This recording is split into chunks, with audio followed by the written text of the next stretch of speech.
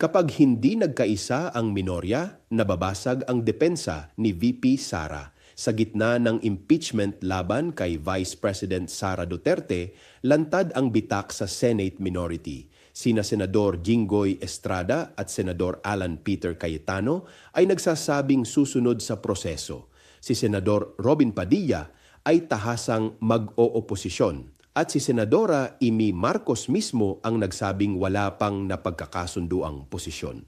Hindi ito simpleng iba't ibang opinyon. Ito ay malinaw na senyales na kahit sa loob ng hanay ng mga kaalyado, walang solidong paninindigan kung paano haharapin ang mga aligasyon.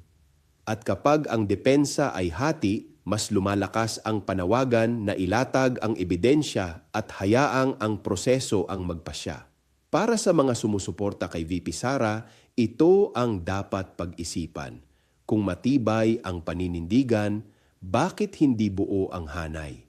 Dahil sa huli, ang katotohanan ay hindi kayang takpan ng ingay, lalo na kung ang sariling kampo ay hindi nagkakasundo. Ako si Bishop Tonyo, Obispong Migrante sa Europa, at ito ang Damdaming Makabayan. Hanggang sa muli.